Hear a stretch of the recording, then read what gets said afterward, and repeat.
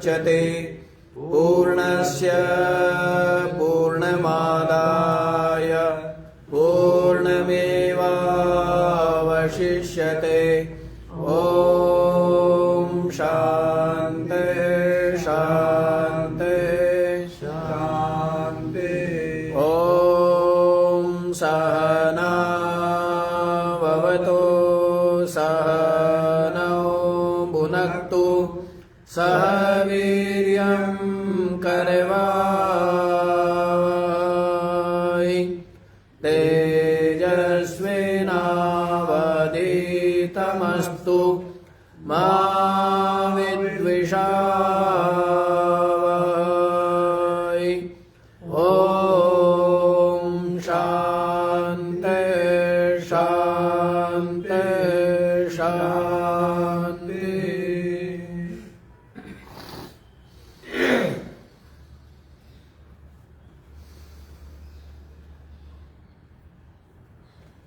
हाँ जी, तो क्या विचार श्रवण कर रहे हैं? ये संसार रूपी जो वृक्ष है, अश्वत्थ वृक्ष, तो इसका स्वरूप बता रहे हैं। बताना तो इसका मूल ही है, लेकिन साथ साथ इसको जैसे वृक्ष को देख करके मूल का ग्रहण हो जाता है, कार्य को देख कर कारण का ग्रहण होता है, वैसे ही जो वृक्ष है इसको देख करके क्या होता है? हाँ, हरा भरा हुआ है, पल्वित पुष्पित फलित है, तो इसका मतलब क्या है? ये मूल इसका बड़ा ही सुदृढ़ है। तो मूल इस संसार वृक्ष का कौन है? वह ऊर्ध्व है, माने सबसे पहले आदि है। वह जो पर ब्रह्म है वही इस जगत वृक्ष का मूल है, ये बतला दिया है। और ये जो देव ब्रह्मलोक से, ब्रह्मा से लेकर के स्थावर पर्यंत जो कुछ है वो सब का सब क्या है? इस वृक्ष की शाखाएं है, उपशाखाएं है, स्तंभ है, और पत्र है, और पुष्प है, और अंकुर है, और फल है ना? ये सब बतला दिया है और बता दिया है संसार कैसा है, ये तो बता ही दिया है ना। क्या बताया है? शुरू में ही बता दिया था, जन्म जरा मरण शोकादि अनेक बताया है ना, निरंतर परिवर्तनशील है। वृक्ष के समान इसका अभाव हो जाता है। और माया मरीचि जो उदक है, मरुस्थल में जो जल भासता है, गंधर्व नगर जो भासता है, उसके समान ध्यान से देखने पर जैसे वे नष्ट हो जाते, इसी प्रकार ये भी विचार करने से ये जो संसार है ये क्या हो जाता है? नष्ट हो जाता है। और केले के तने के समान निस्सार है। अनेकों जो पाखंड है उनकी बुद्धि का ये क्या है? विकल्प का आश्रय है। और जी जो तत्व जिज्ञासु है वे इसको इदम रूप से निर्धारित नहीं करते, जो तत्व जिज्ञासु है। और वेदांत निर्धारित जो पर ब्रह्म है वही इसका मूल है। अविद्या काम कर्म अव्यक्त इसके बीज है। और जो अपर ब्रह्म की ज्ञान शक्ति क्रिया शक्ति रूप जो हिरण्यगर्भ है वही अंकुर है। और संपूर्ण प्राणियों के जो सूक्ष्म शरीर है वही तने हैं। और तृष्णा के जल से क्या होता है, ये खूब बढ़ता है ना। और बुद्धि, इंद्रिय, विषय, प्रवाल, अंकुर इसमें पैदा होते हैं, है ना, तृष्णा के जल से। श्रुति, स्मृति, न्याय, विद्या, उपदेश पत्ते है, पत्तों के जैसे पत्ते वृक्ष की रक्षा करते हैं, इसी प्रकार शास्त्र उपदेशित जो धर्म है उसके द्वारा ही ये संसार वृक्ष, यहां पर मर्यादा क्या है, सुरक्षित है, अन्यथा सब लड़ मरे हैं। देखते ना, सब जीवों को सब घायल रहते हैं, क्योंकि आपस में क्या करते रहते हैं, हर समय झगड़ते रहते हैं। जंगल राज फेमस ही हो गया, जंगल राज में जिसकी लाठी जो ताकतवर, है ना, जंगल राज यही तो है, वही चलता है ना जंगलों में। तो वैसे ही बड़ा फेमस हो गया ना जंगल राज, नहीं हुआ है? तो क्योंकि जहां पर कानून का शासन ना रहे, जहां पर कोई किसी प्रकार का राजा के दंड आदि का भय ना हो, तो वहां क्या है, जंगल राज होता है। जैसे देखते रहते जंगलों में पूरी मची हुई है, छीना छपटी, आपा धापी, मारा मारी, जिसके हाथ लग जाए नहीं। लेकिन मनुष्यों ने तो एक सभ्यता का निर्माण किया है ना, कि भाई कैसे रहना, कैसे बोलना, कैसे खाना, कैसे बैठना, कैसे चलना, बड़ों के साथ कैसे व्यवहार करना है, और सब इस प्रकार से बनाया जाए कि झगड़ा ना हो, झगड़ा ना होवे, लड़ाई ना होवे, इसके लिए सबके सब क्या बनाई गई है, सब मर्यादाएं बनाई गई है ना। तो इसी प्रकार से ये जो श्रुति स्मृति धर्म उपदेश है, न्याय विद्या उपदेश, वही पत्ते है, अन्यथा फिर क्या होता है, शास्त्र का उपदेश ना होवे, आपके बड़ों से जो भी आपको उपदेश मिलता है वो भी क्या है, शास्त्र का ही तो है ना।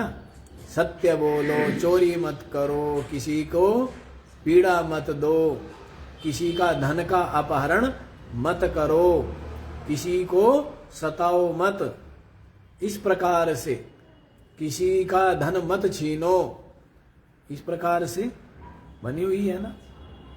तो ये सब जो संस्कार आपको मिलते हैं, कुछ देशों में जाके देखो, सोमालिया आदि में, तो वहां क्या है, वहां पर बस हथियारों के दम पर है जो कुछ। मुगलों के राज में भी क्या था, है? जिस पर हथियार ताकतवर। तो अब वैसे तो एक अलग बात रहती है, ताकत अलग कई तरह की है, बुद्धि की ताकत है, शरीर की ताकत है, परिवार की ताकत है, हथियार की ताकत है, धन की ताकत, अनेकों प्रकार की ताकत है। चलिए ज्यादा विस्तार नहीं जाएंगे। यज्ञ, दान, तप आदि अनेक जो शुभ कर्म है वे सुंदर पुष्प है।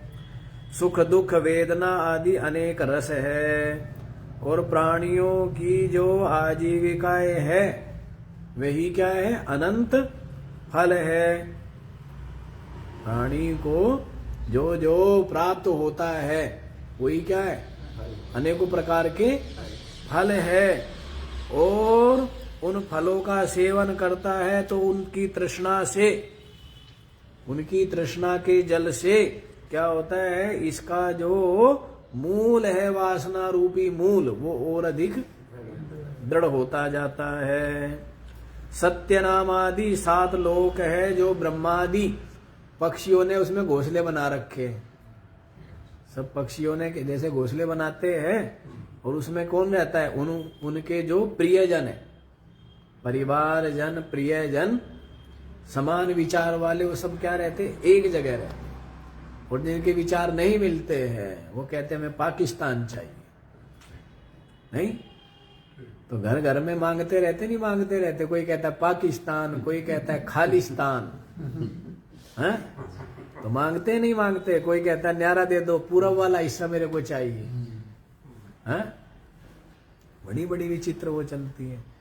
अभी एक दिन इसमें दिखा रहे थे कि सास के साथ बहू लड़ रही है और बाप के साथ बेटा लड़ रहा है।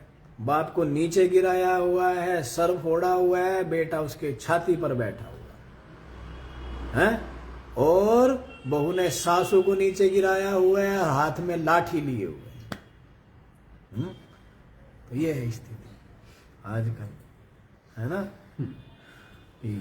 केवल एक मकान के लिए वो कहते कि मकान नहीं देंगे, वो कहते मकान हमारा है।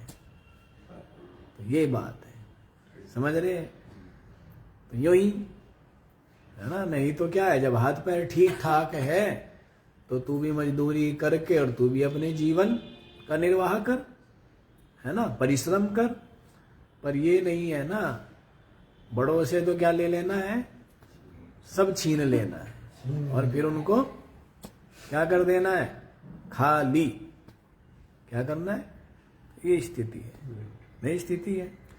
तो ये पक्षी है, पक्षियों ने घोंसले बनाए हुए, ब्रह्मा विष्णु आदि जो पक्षी है उन्होंने क्या बनाए हैं, ये 7 भुवन रूप जो घोंसले बनाए हुए हैं। प्राणी सुख दुखोद भूत हर्ष शोक जात नृत्य गीत वादित्र। और प्राणियों के जो सुख दुख से उत्पन्न जो हर्ष शोक है, उससे क्या होता है, कभी नाचता है, कभी गाता है?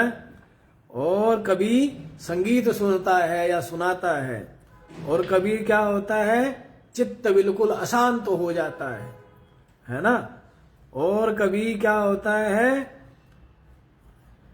स्फोटन होता है, और कभी हंसता है जोर जोर से, और कभी रोता है, क्रंदन करता है जोर जोर से, और कहता है हाय हाय, छोड़ो छोड़ो, हैं, बचाओ बचाओ। इस प्रकार से अनेकों जो शब्द है, उन शब्दों के बड़े ऊंचे स्वर से ये सब क्या हो रहा है, गुंजायमान हो रहा है। क्या हो रहा है? ये संसार में क्या है, पूरा गुंजायमान हो रहा है। नहीं हो रहा है, सबके सब क्या है, कोलाहल करते रहते हैं, कि इस प्रकार से छोड़ो छोड़ो, बचाओ बचाओ, और हाय हाय, कोई हंस रहा है, कोई रो रहा है। संसार का स्वरूप आपको पता ही नहीं, पता है? ये तो संसार में तो प्रत्यक्ष ही दिख रहा है ना। कोई हंस रहा है, कोई रो रहा है, कोई नाच रहा है, कोई गा रहा है। नहीं, तो इस प्रकार। अच्छा जी, वेदांत विहित ब्रह्मात्म दर्शनासंग शस्त्र कृतोच्छेद एष संसार वृक्ष अश्वत्थवत् काम कर्म वातेरिता नित्य प्रचलित स्वभाव। तो देखो जी क्या कहते हैं, वेदांत विहित ब्रह्मात्म दर्शना संग, वेदांत के द्वारा, वेदों के द्वारा, वेदांत बताया था ना, किसको बताया था वेदांत? है? वेदों का जो अंत है, जो सार है, जो शिरोभाग है, वो क्या है? उपनिषद। इसी को क्या कहेंगे? वेदांत कहेंगे। तो वेदांत विहित उपनिषद के द्वारा जो ब्रह्मात्म दर्शन है, क्या करना? ब्रह्म का आत्म रूप से जो दर्शन है, समझ आ रहे?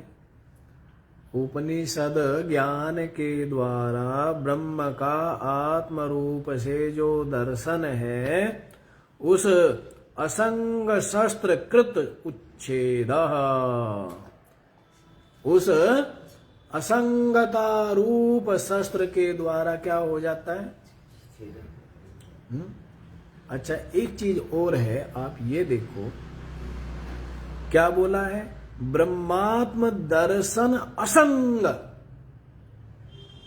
दो प्रकार की असंगता रहेगी। एक तो जिज्ञासु भी असंग होता है, और एक ज्ञान होने के बाद जो असंग होता है, दोनों में भेद है ना। अभी आप विचार से संसार की अनित्यता, असारता को जिज्ञासु ने क्या कर लिया है, जान लिया है।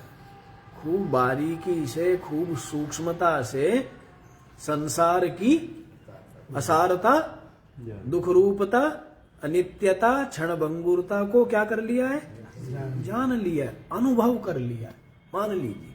लेकिन उसके पश्चात भी संसार में सत्यत्व बुद्धि तो बनी हुई है ना अभी, है? जैसे किसी को कहे कि भाई तू गुड़ मत खा, गुड़ खाना छोड़ दे, तो उसके लिए कठिन है, वो मीठा खाना चाहता है। लेकिन यदि उसको गुलाब जामुन दे दे तो फिर गुड़ खाएगा क्या? गुलाब जामुन रखी है एक प्लेट में, दूसरी प्लेट में क्या खाएगा? हैं? सारे के सारे गुलाब जामुन वाले ही है, कोई गुड़ वाला नहीं है, तो सब के सब गुलाब जामुन लेंगे ना, नहीं? हाँ, अच्छा जी, वो तो एक दृष्टांत है, यहाँ समझो बात क्या कह रहे। तो जैसे किसी को कहे कि गुड़ मत खाओ, गुड़ ले ले, तो वो मान लीजिए बालक है तो वो रोएगा ना, नहीं?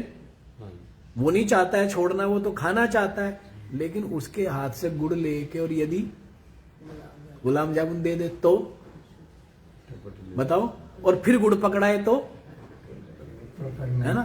तो इसलिए कह रहे हैं कि पहले क्या है, संसार असार है, संसार अनित्य है, क्षणभंगुर है, नाशवान है, सब समझ भी लिया है, मनन भी कर लिया है, निश्चय भी कर लिया है। लेकिन उसके पश्चात भी सत्यत्व बुद्धि बनी हुई है, और इधर अभी उसको कोई अनुभूति नहीं हुई है। समझ आ रही है बात? इसी को गीता में भी कहा है ना। क्यों सेठ जी, बार बार आप वो श्लोक बोलते रहते हो? नहीं, रसोप्यस्य परम दृष्ट्वा निवर्तते, बताया ना कि विषय तो छूट जाते, जो जिज्ञासु विषयों का ग्रहण ना करे तो क्या हुए, विषय तो छूट गए। लेकिन विषयों के प्रति चित्त में जो राग है, वो राग तो बना रहता है। वो राग हाँ कहीं ज्यादा हो सकता है, कहीं कम हो सकता है। समझ आ रही है बात? है? जैसे बालक है तो बालक के लिए खेल खिलौना उनमें ज्यादा राग है, और आपका, आप ये नहीं कह सकते कि बिल्कुल नहीं है, ठीक है, आप वृद्ध हो। समझ आ रही है बात? नहीं समझ आ रही? जैसे बच्चा है, बच्चे का खिलौनों में क्या है, अत्यंत राग है ना? और आप वृद्ध है, 90 साल के, आपका राग नहीं है, ठीक बात है। लेकिन ये नहीं कह सकते आपकी बिल्कुल नहीं है। कह सकते हो? हैं? यदि आपका चित्त खाली होगा पूरी तरह से, आप तो कहीं उलझे हुए हो ना, कहीं शरीर के साथ उलझे हो, कहीं पैसे के साथ उलझे हो, कहीं समाज के साथ, पूरी तरह से चित्त आपका खाली होवे तो आप भी उन खिलौनों के साथ में क्या करोगे? बताइए। क्योंकि चित्त में तो आपके उसके कुछ न कुछ संस्कार बने हुए हैं, तभी तो अभी आपको बच्चा बना दे, जो के त्यों आपको अभी के अभी बच्चा बना दे, तो अभी क्या होंगे आप? खिलौने से खेलने लग जाएंगे? नहीं खेलने लग जाएंगे। क्यों? क्योंकि जड़ भरत तो नहीं खेला, अष्टावक्र तो नहीं खेला। समझ आ रही है बात? है? उन खिलौनों के साथ आप खेले हो नहीं खेले हो, आप ये बताओ। लेकिन उन खिलौनों से सुखदेव खेला क्या? उन खिलौनों से जड़ भरत खेला क्या? उन खिलौनों से अष्टावक्र खेला क्या? क्यों नहीं खेला? समझ आ गई बात है? क्योंकि उनके चित्त में उनका राग, और बाकी जिन खिलौनों से भी आप खेलते हो, जैसे गाड़ी है, मान लीजिए गाड़ी है, मकान है, धन है, पद है, प्रशंसा है, ये भी सब खिलौने हैं, इनसे आप खेलते हो ना। लेकिन जो विवेकी है, वैराग्यवान है, तो वो तो उनके साथ नहीं खेलते ना। उनकी कामना उनके चित्त में, जिन विषय वस्तु पद पदार्थ की कामना सारे संसार के चित्त में है, विवेकी के चित्त में उनकी कोई कामना नहीं है। समझ आ रही है बात? तो उसी बात को यहां पर कह रहे हैं कि जो पदार्थ छूट गए हैं, लेकिन उनका जो राग है वो स्थूल ना सही, लेकिन सूक्ष्म रूप में, बीज रूप में बना रहता है। अब जिसके पास बीज है ना, वो जब चाहे जितना विशाल वृक्ष बना दे। क्या कर लिया है? थैले में क्या रखे हुए? बीज रखे हैं। वट वृक्ष का कितना सा बीज? इतना सा। और उसके अंदर कितना विशाल वृक्ष होता है? उस बीज के अंदर दिखता नहीं है किसी को, लेकिन पेड़ है, नहीं है? कितना बड़ा पेड़ है, कि हजारों लोग उसकी छाया में बैठ सकते हैं। वृक्षों में सबसे बड़ा वृक्ष इतना विशाल वृक्ष किसके अंदर है? एक छोटे से बीज के, है ना? तो वैसे ही आपके चित्त में इनका जो सूक्ष्म राग है वो बीज रूप से बना हुआ है। तो वो कब तक बना रहेगा? उसी बात को लेकर के यहां पर ये पंक्ति कही है, वेदांत विहित ब्रह्मात्म दर्शन। हाँ जी सेठ जी, समझ आई बात? क्या बोला है भाई? असंगता तो दो प्रकार की और अनेकों स्तर है। जैसे पढ़ाई के अनेकों स्तर है, नहीं स्तर है। किसी छोटे बच्चे से पूछो क्या करते हो? क्या पढ़ता हूं। कोई 5वीं 10वीं में पढ़ता है, उससे पूछो क्या करता है? कि पढ़ता हूं। है? एक कोई डॉक्टरी पढ़ रहा है, उससे पूछो क्या करता है? कि पढ़ता हूं। है? आप लोगों से भी कोई पूछे 90 साल के क्या करते हो? कहते पढ़ता हूं। लेकिन स्तर तो क्या है? स्तर तो अलग अलग है ना। वैसे ही ये जो असंगता है, वैराग्य है, इनके भी स्तर क्या है? अलग है ना। तो इसी बात, और जो स्वाभाविक स्तर है वो ये, क्योंकि वेदांत विहित ब्रह्मात्म दर्शन जिसको हो गए, तो उसके लिए संसार क्या हो गया? मिथ्या हो गया। तो उसके पश्चात जो ये असंगता है ना, जो ये उपरामता है, उसी से ये संसार रूपी वृक्ष का क्या होता है? मूलोच्छेद होता है। समझ आई बात? नहीं समझ आई? कुछ कुछ समझ आई होगी, पूरी नहीं आएगी। पूरी कब आएगी? हैं? अब हम यहाँ बैठे बैठे बता रहे, बद्रीनाथ में इतनी शीतल हवा है, इतनी बिल्कुल सुगंधित हवा है, इतना शांत वातावरण है, बर्फ ही बर्फ है, और यो जाते चित्त यो शांत हो जाता। हम व्याख्या कर रहे हैं तो आपको उसका स्वाद कितना मिलेगा? लेकिन जब आप पहुंच जाएंगे वहां, तब तो शब्दों के द्वारा तो सीमित ही कथन किया जा सकता है। कल्पना से तो उसको सीमित ही अनुभव किया जा सकता है, जाना जा सकता है। लेकिन जब वास्तव में है, तो ये तो गूंगे को कहते हैं ना, गूंगे ने गुड़ खाया है तो वो स्वाद बता सकता है क्या? ऐसा गूंगा व्यक्ति गुड़ खा ले तो स्वाद नहीं कह सकता है। वैसे तो वेदांत विहित ब्रह्मात्म दर्शना संग शस्त्र कृतोच्छेद ऐसा संसार वृक्ष। पहले संसार वृक्ष का स्वरूप बताया और कैसा बताया कि कितना तो ये विशाल है और कितना सुदृढ़ है ना। विशाल कितना है, ब्रह्मलोक से लेकर के स्थावर पर्यंत पूरा का पूरा क्या है, इतना विशाल संसार वृक्ष है। और जिस पर 3 लोक 14 भुवन ये सब घोंसले बने हुए। क्या बने हुए, घोंसले बने हुए। और सब अपने अपने घोंसलों में अपने अपने जो प्रेमी लोग हैं उनके साथ रहते हैं, नहीं रहते हैं। तो इस तरह ये इतना विशाल संसार वृक्ष है और बड़ा सुदृढ़ है। तो इसका जो मूलोच्छेद है वो किसी प्रकार नहीं होता, ना किसी कर्म से, ना किसी उपासना से, ना और किसी प्रकार की साधना से। ये संसार वृक्ष यदि मूल से जड़ से कटता है तो केवल ब्रह्मात्म दर्शन से, इससे केवल ब्रह्मात्म दर्शन से। इसी बात को कह दिया है ब्रह्मात्म दर्शन। ये असंग तो समझ गए ना सेठ जी, असंगता के स्तर अलग अलग है। साधक की असंगता अलग है, जिज्ञासु की और ज्ञानी की असंगता।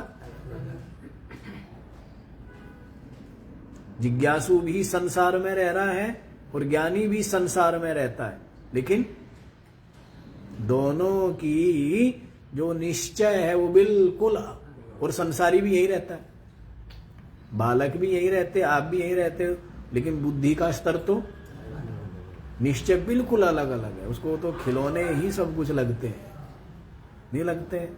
और आपको सोना चांदी सब कुछ लगते हैं। और जो थोड़ा सा और वृद्ध व्यक्ति हो उसको लगता है कि भाई सोना चांदी गाड़ी घोड़ा कोठी बंगला सब बेकार है, बस शरीर ठीक रहना चाहिए। कोई बीमार व्यक्ति हो या कोई वृद्ध व्यक्ति हो तो उसके चिंतन का विषय क्या होता है, केवल अपना स्वास्थ्य। बाकी चीजों से ज्यादा मतलब नहीं है। और आप लोगों के लिए अलग अलग बुद्धि के स्तर है। किसी के लिए किसी चीज का, किसी के लिए मिठाई का महत्व है, किसी के लिए सोना चांदी का, किसी के लिए प्रशंसा का, किसी के लिए प्रसिद्धि का। सब अलग अलग खिलौनों से खेल रहे। लेकिन जो विवेकी है उसकी बुद्धि का विषय क्या है, परमात्मा चिंतन। उसकी बुद्धि का विषय क्या है, सब अनित्य को चाह रहे हैं, वो नित्य को चाहता है। सब नाशवान के लिए दौड़ते हैं, वो अविनाशी को पा लेता है। तो अलग अलग अलग स्तर हुए ना। तो यहां जो असंगता है वो अलग ही है ज्ञान होने के पश्चात। और उसी असंग शस्त्र से, गीता में भी 2 जगह का है ना, 2 जगह बात कही है। चित्वैनम संशयम योगम आतिष्ठोतिष्ठ भारत। एक तो ये कहा है चित्वैनम, ज्ञानाशिनात्मना, ज्ञान रूपी तलवार के द्वारा एनम संशयम चित्वा, इस संशय को क्या करो, काट करके। और योगमातिष्ठा, योग में स्थित हो जाओ, और उत्तिष्ठा, युद्ध के लिए खड़े हो जाओ। एक जगह तो ये कहा है। और 15वें अध्याय में क्या कहा है, असंग शस्त्रेण दृढ़ेन चित्वा, असंगता रूपी दृढ़ शस्त्र के द्वारा एनम स्विरूढ़ मूलम चित्वा, ये जो दृढ़ मूल वाला जो संसार वृक्ष है इसको काट करके, वहां पर कहा है। लेकिन वहां पर दोनों जगह वहां पर क्या है, साधन काल की असंगता है। और यहां पर ये जो असंगता कह रहे हैं ये साधन काल की नहीं, ये ज्ञान होने के पश्चात। वो तो सबसे उपराम हो गया है, जैसे ऋषभ देव जी। जैसे जड़ भरत जी पूरी तरह से जगत दृश्य से क्या हो गई है, उपराम। देखो आगे, तो उसे उस शस्त्र के द्वारा इस संसार वृक्ष का उच्छेद होता है। अश्वत्थवत काम कर्म वातेरिता नित्य प्रचलित स्वभाव। इसको पीपल का वृक्ष क्यों कहा जी? तो कहा जैसे पीपल का पेड़ है, कहीं हवा ना भी चले तो भी पत्ता क्या है, हाँ, इतना हल्का पत्ता है और इस प्रकार का बना है, उसका अग्रभाग क्या रहता है, बिना हवा के भी नहीं यूं करता रहता है, अपनी जगह नाश्ता सा रहता है, नहीं नाश्ता रहता है, हाँ? तो मतलब उतना चंचल है वो। तो वैसे ही संसार के लिए कह रहे हैं कि अश्वत्थवत पीपल के समान ही काम कर्म वातेरिता विविध कामनाएं और विविध कर्मों के द्वारा निरंतर हिलता रहता है। निरंतर यहाँ पर क्या हो रहा है, परिवर्तन हो रहा है ना, निरंतर। जैसे गंगा जी निरंतर बह रही है, बिना रुके नहीं बह रही है। जो जल आपने देखा कि ये गंगा जी है, वो तो कभी कच पहुंच गया आगे। जिसको आप कह रहे ना कि ये गंगा जी है, वो तो चला गया। और जिसमें आपने डुबकी लगाने की सोची वो भी चला गया। और जिसमें आपने डुबकी लगाई किसी में और तो चला गया ना। निरंतर बदल रहा है। पृथ्वी बिना रुके चल रही है, हवा बह रही है, सब कुछ क्या है यहाँ पर गमनशील है, परिवर्तनशील है, सब कुछ बदल रहा है, निरंतर बदल रहा है ना। कुछ गति के साथ बदल रहा है और कुछ की आप गति देख नहीं पाते, जान ही नहीं पाते। बताया था ना, आपका जो शरीर है 14 साल में एक एक सेल बदल जाता है। 14 साल, जैसे बालक का जन्म हुआ 14 साल बाद वो जो है ना, जब जन्म हुआ था उसका एक चीज नहीं रह गई, एक एक सेल्स बिल्कुल नया हो गया, बिल्कुल बदल गया। हर 14 वर्ष में दूसरा शरीर हो जाता है। ये तो डॉक्टर वैज्ञानिक लोग बोलते हैं। क्यों? निरंतर परिवर्तन हो रहा है, निरंतर बदल रहा है सब कुछ। इसी के ऊपर बौद्ध धर्म का जो क्षणिक विज्ञानवाद है वो इसी के आश्रित है ना। वो यही मानते हैं कि हर क्षण पहली चीज नष्ट हो जाती है और दूसरी चीज उससे उत्पन्न हो जाती है। जैसे दूध नष्ट हुआ तो दही बन गया, दही नष्ट हुआ तो छाछ बन गया। तो इस तरह से उनका ये सिद्धांत है कि क्या होता है, सब निरंतर, पहली वस्तु नष्ट हो रही है, दूसरी उत्पन्न हो रही है। पहला शरीर मर जा रहा है, दूसरा शरीर हो रहा है। ज्ञान भी तो बदल रहे हैं ना, निरंतर नहीं बदल रहे। अभी आप इनको देख रहे हैं, फिर आप उनको देख रहे हैं। अभी आप कुछ सोच रहे हैं, फिर आप दूसरा सोच रहे हो। पहले वाला मर गया, दूसरे वाला जन्म हुआ है। पहले वाली वृत्ति, पहले वाला ज्ञान मर गया ना, तभी दूसरे वाला का जन्म हुआ है। थोड़ी देर में वो भी मर जाता है। तो यहां पर क्या है, निरंतर जैसे लहरें उत्पन्न होती है, रहती है और क्या हो जाती है, तो वैसे यहां पर निरंतर एक क्रम चल रहा है, इतना परिवर्तनशील है। तो उसी बात को लेकर के कह दिया है कि ये जो संसार है काम कर्म की वायु से निरंतर प्रचलित स्वभाव, निरंतर क्या है, चलायमान है, स्थिर नहीं है। ध्रुव ने कहा ध्रुव पद चाहिए। ध्रुव ने क्या की, ध्रुव भगत ने भक्ति की ना, तो क्या बोले हैं, जब ईश्वर का दर्शन हुआ तो क्या कहा, मुझे ध्रुव पद चाहिए। ध्रुव पद मांग तो लिया कि ऐसा पद जो मेरे बाबा को भी ना मिला हो। मेरे बाबा जो ब्रह्मा जी है वो भी, उनको भी ये पद प्राप्त ना हुआ हो, तो ऐसा पद मुझे दो। तो ध्रुव पद बोलते हैं ना लोग, ध्रुव तारा। लेकिन फिर बाद में जब ध्रुव वापस लौटने लगे दर्शन होने के बाद, तब उनको बड़ा पश्चाताप हुआ, बहुत बड़ी गलती, क्या मांग लिया। मांगनी तो चाहिए थी भक्ति ज्ञान जिससे मोक्ष पाता। ये ध्रुवपद मांग लिया, ध्रुवपद भी कब तक ध्रुव रहेगा? प्रलय में तो सब मिट ही जाता है। या तो सब कुछ परिवर्तनशील है ना। एक चेतन तत्व परमात्म तत्व को छोड़ करके सब कुछ बदलने वाला, सब कुछ बदलने वाला, कुछ भी स्थिर नहीं है। तो बाद में अकल आई ध्रुव को, बड़ा पश्चाताप है ना। फिर बाद में ध्रुव ने साधना की है, सत्संग सुना है और फिर क्या की है? आत्मचिंतन की है, तब जाकर के ध्रुव को ज्ञान हुआ है। आगे देखो जी, स्वर्ग नरक तिर्यक प्रेतादिभिः शाखाभिः अवाक शाखा। अब तक क्या बताया? मूल बताया और संसार वृक्ष का क्या बताया है? स्वरूप बताया। अब इसकी शाखा क्या बता रहे? देखो, स्वर्ग नरक तिर्यक प्रेतादि भी, ये सब क्या है? ये शाखा है। स्वर्ग हुआ, नरक हुआ और पक्षी पशु पक्षी प्रेत आदि सब क्या है? ये योनिया, ये क्या है? यही शाखाएं है जो नीचे की ओर शाखा है।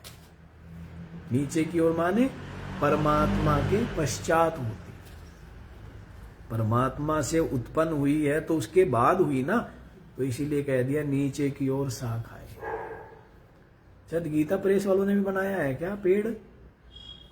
कई बार देखा है। अच्छा, उन्होंने भी ऐसे ऐसे अकलमंद है दुनिया, पेड़ बना दिया है।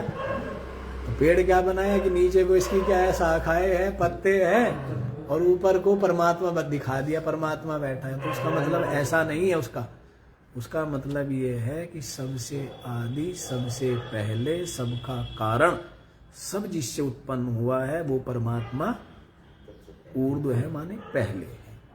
और अवाक शाखा का मतलब सब कुछ उससे उत्पन्न हुआ है तो सब नीचे की ओर है, माने उसके पश्चात है। अब ये अर्थ है कहीं? है?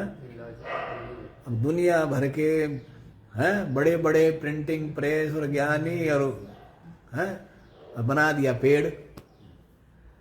विचित्र विचित्र है, यही चलता है दुनिया।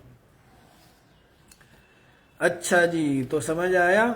स्वर्ग नरक तिर्यक प्रेतादि ये क्या है? शाखाएं है नीचे की ओर। नीचे की ओर का मतलब उसके पश्चात। सनातन, इसलिए सब लोग बोल देते कि परमात्मा कहाँ है? कि ऊपर। कोई बोलते नीली छतरी वाला है, कोई कहता है 7वें आसमान पर, कोई क्या कहेगा? चौथे आसमान पर है? ईसाई क्या कहेंगे? कहाँ है?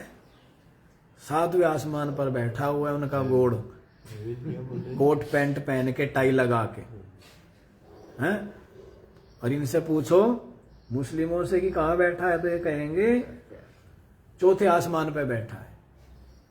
क्या करके? वो तुर्की टोपी लगा के, मुंह में पान चबा रहा है ना, ऊंचा पजामा पहने हुए, ऐसा कहेंगे। और यदि हमारे शास्त्रों से पूछेंगे, संतों से पूछेंगे, तो कहेंगे कि परमात्मा कहाँ है? परमात्मा संपूर्ण भूतों के हृदय में समा है। ये भेद है, ठीक है ना? सब क्या कहते? परमात्मा मरने के बाद मिलेगा। हमारे यहाँ क्या कहते? परमात्मा को जीते जी अनुभव कर लेते हैं ज्ञानी लोग, संत लोग। ये भेद है, लेकिन ग्रंथ तो देखते ही नहीं है। कोई सोचता है कि कहीं है परमात्मा, जबकि जगह जगह बताया हुआ है ना, गीता में ही बता दिया, बारंबार हम बताते, ईश्वरः सर्वभूतानां हृद्देशे अर्जुन तिष्ठति। अर्जुन ईश्वर, श्री कृष्ण क्या कहते हैं कि ईश्वर जो है संपूर्ण भूतों के हृदय देश में विराजमान है। नहीं, पर श्री कृष्ण को मानेंगे, श्री कृष्ण की एक नहीं मानेंगे। नहीं, ये तो होती है दुनिया। श्री कृष्ण को तो सारे मानेंगे, बुढ़े को मानने और बुढ़े की बूढ़ा बड़ा खुश होएगा। आज का जमाना ही है, बूढ़े की सुनेंगे नहीं और बूढ़ा मर जाए, मरने की देरी दीवार बड़ी फोटो लग जाएगी और ऐसे फोटो लगेंगे ये तो बिल्कुल माता पिता का भक्त है। डाइनिंग रूम बोलते, क्या बोलते हैं उसको, डाइंग या ड्राइंग? अच्छा, ड्राइंग रूम। ड्राइंग रूम में फोटो लगाएंगे, फिजूल फिजूल की बातें। जब माता पिता की सेवा करनी चाहिए, जब उनका सम्मान करना चाहिए, हैं, तब तो करना नहीं है, हैं? और फिर पता नहीं क्या क्या करते हैं। तो इसलिए बात समझनी चाहिए। तो क्या कह रहे, ईश्वर कहाँ है? हृदय में है। और कोई कहाँ बताते हैं? ऊपर है। सब क्या बताते हैं? कहाँ है? ऊपर है। आप लोग भी कहते हो कि ऊपर वाला जाने। ये सब मुस्लिमों, क्योंकि सभ्यता वो रही ना उनकी वाली, यहाँ पर मुगलों का बहुत प्रभाव रहा है, तो इसलिए क्या कि ऊपर वाला, तो सब क्या कहेंगे? ऊपर वाला है। जबकि हमारे शास्त्र कहीं ऊपर वाला नहीं कहते हैं। हमारे शास्त्र क्या कहते हैं? हमारे जितने भी संत हुए, महापुरुष हुए, ऋषि हुए, मुनि हुए, सबके सब कहाँ बताते हैं? ऊपर बता रहे हैं क्या? अच्छा जी, देखो आगे। सनातनः अनादित्वा चिरम प्रवृत्तः। सनातन कह दिया है जी इसको, संसार को। क्यों? अनादि काल से। कब से है ये? इसका कब जन्म हुआ पता है क्या? संसार का कब जन्म हुआ? तो जिसका जन्म आदि का तारीख हमें ना पता हो, हमारे से पूर्व हो या हमारे जो पहले हैं उनसे भी जो पूर्व है, तो उसको हम क्या कह देते हैं? अनादि। उत्पन्न जरूर हुआ है, लेकिन इसके आदि का पता नहीं। किस तारीख में, कौन से मुहूर्त में, किस तारीख में, कौन से मुहूर्त में उत्पन्न हुआ है, नहीं पता है। वैसे तो गणित किया तो है, गणित करते तो है अलग अलग तरह से, पर वो कोई पृथ्वी के लिए गणित करता है कि पृथ्वी जो है 2 करोड़ साल पुरानी, ऐसे ऐसे कुछ करते हैं, गणित करते तो है, लेकिन वो पृथ्वी के लिए कर रहा होगा खाली। और बात चल रही है संपूर्ण। और इस सृष्टि में बताया था आपकी पृथ्वी तो तिल के बराबर है। जैसे एक तिल का दाना, सरसों का दाना, इतनी बड़ी क्या है आपकी, और इसी में इतने देश बने और झगड़े मचे हुए हैं, जबकि है सरसों के दाने के बराबर। बताइए, नहीं? तो देखिए, अनादि कह दिया है। अनादि त्वा चिरम प्रवृत्ता, पता नहीं कब से चला आ रहा है संसार। यद अस्य संसार वृक्षस्य मूलम तदेव शुक्रम शुभ्रम शुद्धम ज्योतिष्मत् चैतन्यात्म ज्योति स्वभावम तदेव ब्रह्मा सर्वमहत्वात्। क्या कहते हैं? यद अस्य संसार वृक्षस्य मूलम, जो इस संसार वृक्ष का मूल है। कल भी हमने बताया था कि हमारे जो शास्त्र है, वेद है, ग्रंथ है या संत लोग सृष्टि को लेकर के बहुत ज्यादा चिंतन नहीं किया है। चिंतन किसके लिए किया है? मूल, इस सृष्टि का जो मूल है परमात्मा। श्रुति का तात्पर्य किसी भगवान को बताना नहीं है। वेद ना किसी भगवान को बताते, ना किसी ईश्वर को बताते, ना किसी देवता को बताते, ना किसी संसार को बताते, ना लोक परलोक को बताते। श्रुति केवल और केवल सबके हृदय में विराजमान जो एक अविनाशी ब्रह्म तत्व है, उसका ही प्रतिपादन करते हैं, उसके अलावा किसी का नहीं। थोड़ा बहुत सबको कह देते हैं।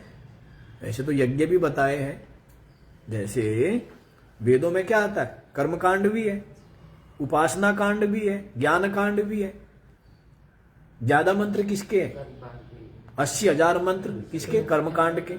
16,000 मंत्र उपासना के, और ज्ञान के कितने हैं? केवल 4,000 है। तो सबसे कम तो ज्ञान के, लेकिन वहां ले जाने के लिए ये जो बताया है 96,000 मंत्र, 80,000 कर्मकांड के, 16,000 उपासना के, वो बताना ही नहीं है।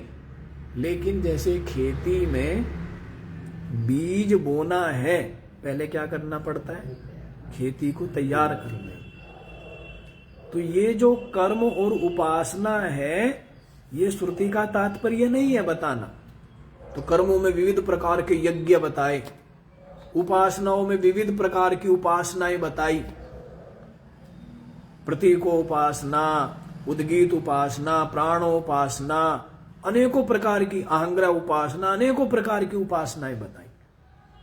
तो उपासना भी बताना उद्देश्य नहीं था, लेकर के कहा जाना है। नाव से उतना ही मतलब है कि नाव नदी के पार करा दे, उसके बाद नाव में बैठे रहोगे क्या? नाव में बैठना ही आपका लक्ष्य था या नाव के द्वारा नदी को पार करना आपका लक्ष्य था? तो वैसे ही कर्म और उपासना श्रुति का प्रतिपादन करना अभिष्ट नहीं है। केवल अद्वितीय सच्चिदानंद नित्य मुक्त अविनाशी जो परमात्म तत्व है, उसका प्रतिपादन ही श्रुति कर रही है कि उसको ही जिज्ञासु लोग आत्म रूप से अनुभव कर सके, उसका प्रतिपादन कर रही है। समझ आया है? तो इसी बात को आगे बता रहे हैं कि यद अस्य संसार वृक्षस्य मूलम, जो इस संसार वृक्ष का मूल है, तदेव शुक्रम शुभ्रम शुद्धम ज्योतिष्मत, वह जो परमात्मा है वही क्या है? शुक्र है, माने शुभ्र है, माने शुद्ध है, माने ज्योतिष्मत, माने ज्ञान स्वरूप। समझ आई बात? वो परमात्मा क्या है?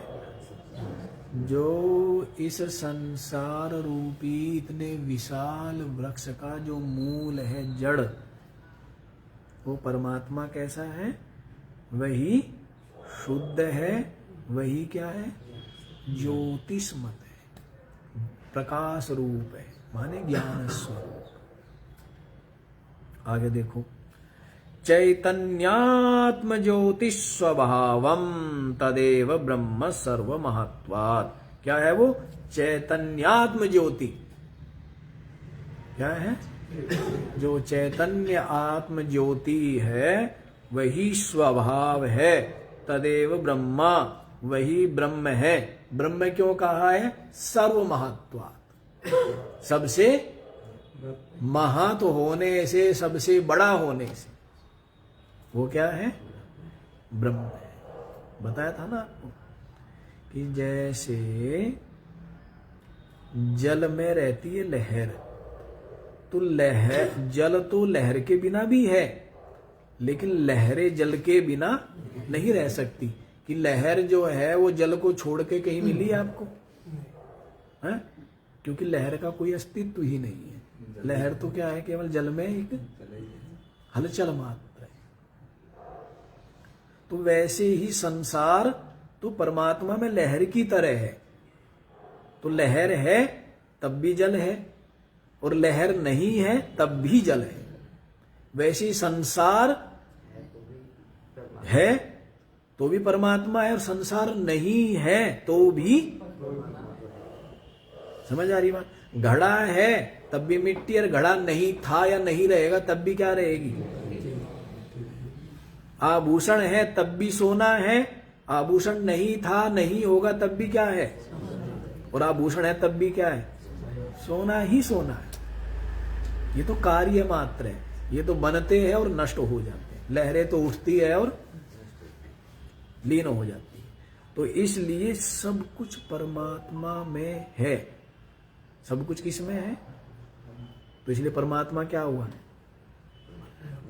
सबसे महत्व हुआ ना, ब्रह्म हुआ ना। ब्रह्म माने जो व्यापक है, उसी को क्या कहते हैं? ब्रह्म। तदेवा अमृतम अविनाश स्वभावम उच्यते कथ्यते सत्यत्वात्। उसको ही क्या कहते हैं? अमृत कहते हैं। नामृता इति अमृता, जो मरता नहीं, उसको क्या कहते हैं? अमृत। सुनते हैं क्या कि अमृत कहाँ है? स्वर्ग में अमृत का क्या भरा हुआ है? कुंड है, नहीं कुंड, कलश नहीं, कुंड है। और उसकी क्या करते हैं? बहुत जो देवता आदि है सब क्या करते हैं? रक्षा करते हैं कि भाई वो यदि कोई उसको पी लेगा अमृत को, क्या हो जाएगा? अमर हो जाएगा। लेकिन लोगों को पता तो है नहीं कि अमृत क्या है। पूछा ना कि अमृत कहाँ है? तो सत्संग ही, ज्ञान ही अमृत है, जो क्या कर देता है? अमर कर देता है। परीक्षित डर रहे थे ना, सत्संग सुना तो क्या हुआ? ज्ञान पैदा हुआ, अमृत हो गए ना। परीक्षित ने कहा शरीर मर जाएगा पर मैं तो मरता नहीं। परीक्षित ने क्या किया? कौन सा अमृत पिया? कहते तो ये है कि देवता लोग लेकर के आए। कथाकारों ने सुनाई नहीं सुनाई? आप कथाएं सुनी नहीं सुनी है? हाँ? कि देवता लोग अमृत कलश लेकर के आए सुखदेव जी के पास और कहने लगे कि आप जो है ना, ये अमृत तो पिला दो परीक्षित को, तक्षक आएगा काटेगा, इसका कुछ बिगड़ेगा नहीं, क्योंकि ये तो क्या हो गया? अमर हो गया। और सत्संग सुना दो हमें। है? तो वे जो देवता है जिन्होंने अमृत छका हुआ है, अमृत क्या है? अमृत पिया हुआ है, वे देवता भी क्या चाहते हैं कि हमें क्या मिल जाए? क्यों? मोक्ष तो इसी से मिलेगा। तो परीक्षित कहने लगे कि मुझे अमृत नहीं पीना, मैं तो सत्संग सुनूंगा। ना तो तीर्थ करा, ना व्रत करा, ना योग करा, ना यज्ञ करा, ना और कोई तप किया, ना ध्यान किया, कोई साधना नहीं की।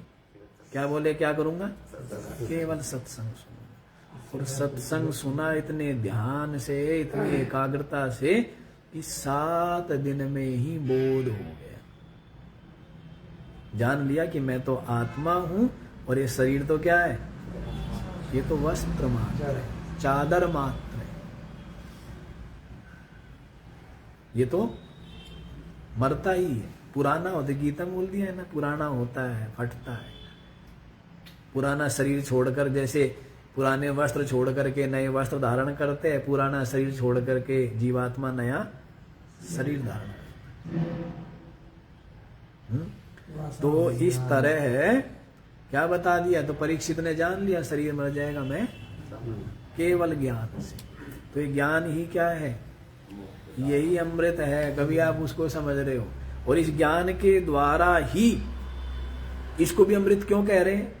इसको भी अमृत इसलिए कह रहे हैं कि जो अमृत परमात्मा की प्राप्ति का एकमात्र साधन है, ये इसलिए भी अमृत हो। अमृत तो वास्तव में परमात्मा है, अपनी आत्मा है। उसके अलावा तो सब कुछ मरण धर्म ही है। अपनी आत्मा से भिन्न सब कुछ क्या है? लोक परलोक सबके सब प्रलय में क्या होते हैं? प्रलय में सबके सब विलीन हो जाते हैं, नहीं हो जाते? लेकिन अपना आत्म तत्व यही शेष रहता। इसलिए अमृत कह दिया है। समझ आ गया जी? सत्यत्वात्। क्या है ये? सत्य है। वाचारंभणम विकारो नामधेयम अनृतम अन्यद अतो मृत्यम। क्या बोल रहे? वाचारंभणम विकारो नामधेयम। जितना भी विकार नाम रूप है, ये सब क्या है? वाचारंभणम माने वाणी का विलास मात्र। क्या है जी? वाणी का केवल प्रलाप मात्र है। घड़ा कहो, सुराई कहो, हांडी कहो, कुछ भी कहो, है तो मिट्टी। है तो क्या? मिट्टी निकाल ले तो उसमें है? मिट्टी निकाल ले कुछ बचता है? और घड़ा बनाया था कुम्हार ने, फिर घड़े को हटा करके क्या बना दिया उसका? सुराई। फिर सुराई को भी हटा के क्या बना दिया उसका? हांडी। कुछ भी बना सकते हैं ना। तो ये जो विकार है, ये तो विकार सबके सब कार्य है ना, विकार है। तो विकार जो होता है वो तो केवल क्या है? कहने के लिए है, सत्य तो मिट्टी है। वैसे ये सारा का सारा उस पर ब्रह्म का विकार है। सारा का सारा संसार ये नाम रूप क्या है? पर ब्रह्म का विकार है। तो ये सब का सब अनृतम अतः मृत्यम। अनृत माने मिथ्या है, झूठा है, और इस कारण से क्या है? मृत्यम माने नाशवान है, मरने वाला है। तस्मिन् परमार्थ सत्ये ब्रह्मणि लोकः। हाँ जी, वो जो परमार्थ सत्य है ना, परमात्मा कौन? जो इस संसार वृक्ष का मूल है, वह जो परमात्मा है। तो उसके लिए क्या कह रहे हैं? उस परमार्थ सत्य जो ब्रह्म है उसमें ही लोकः, संपूर्ण लोक, गंधर्व नगर मरीचि उदक माया समः। है जी? कैसे है? कैसे? जैसे गंधर्व नगर बन जाता है ना, आकाश में क्या देखते हैं?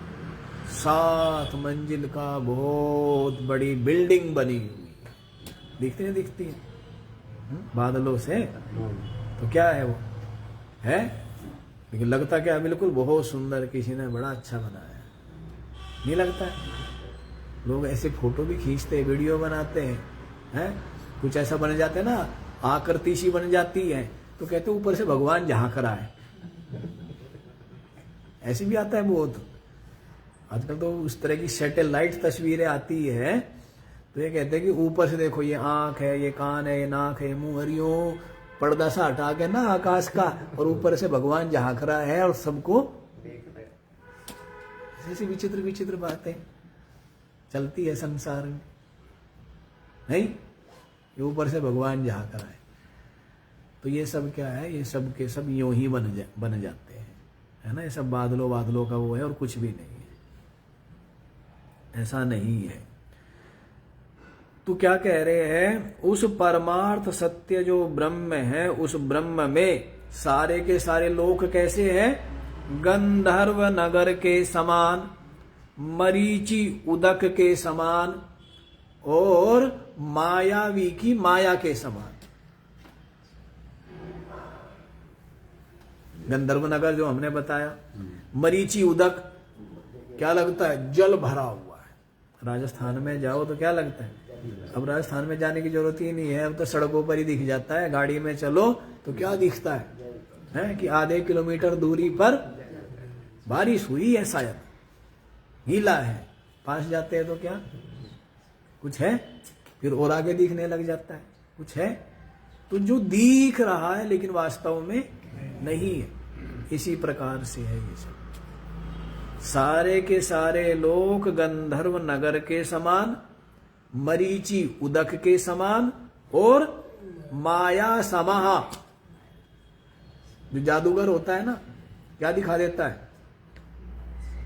ऐसी उसकी वो होती है, क्या होती है वो?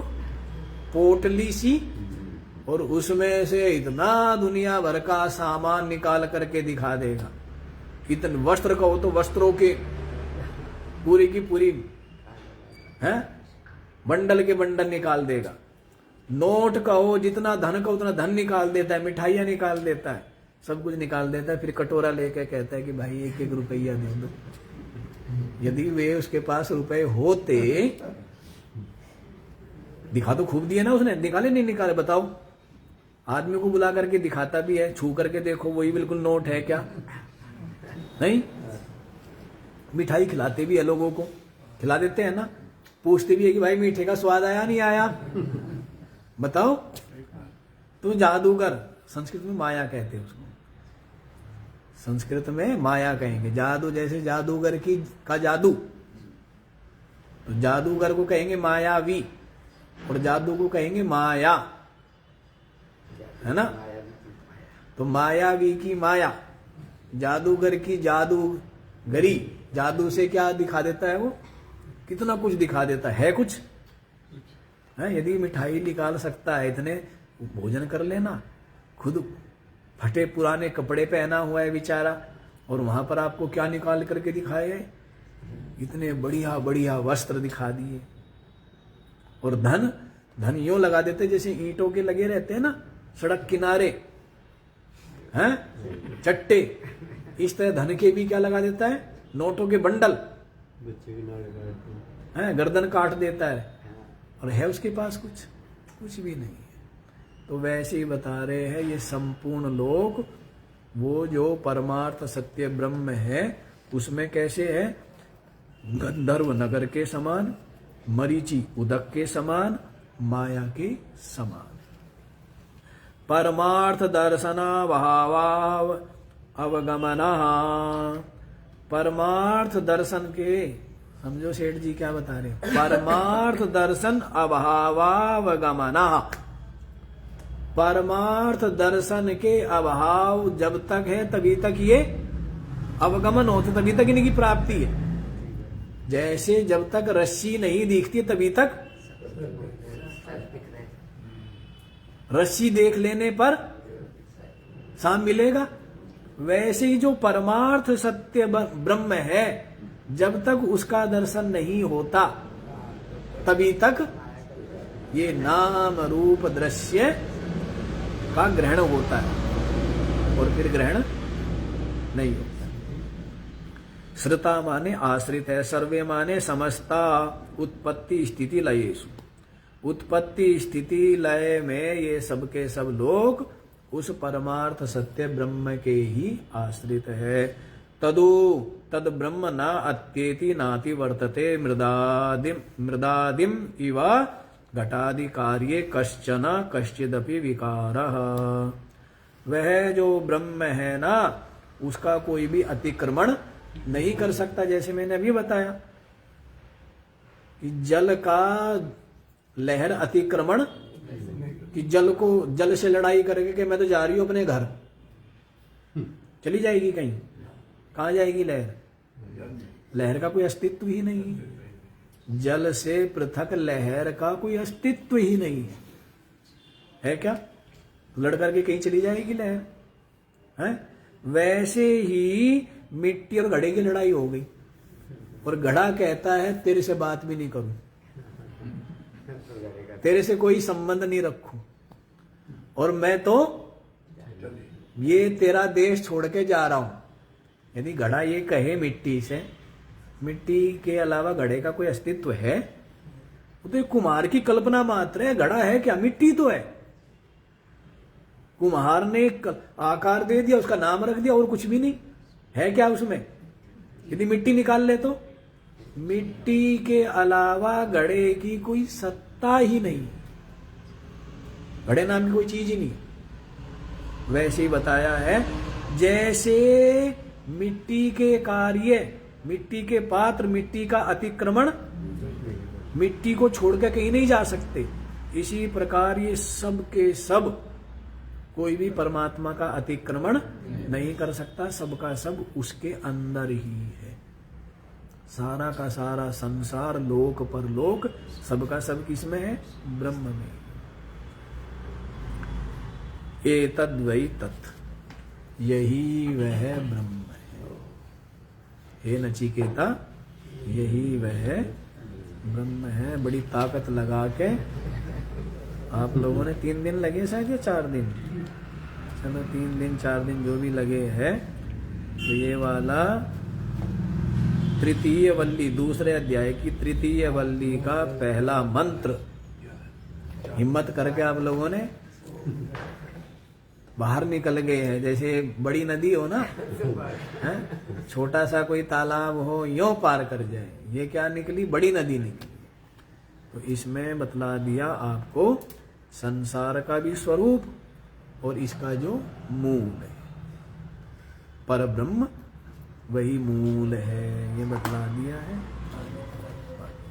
ओ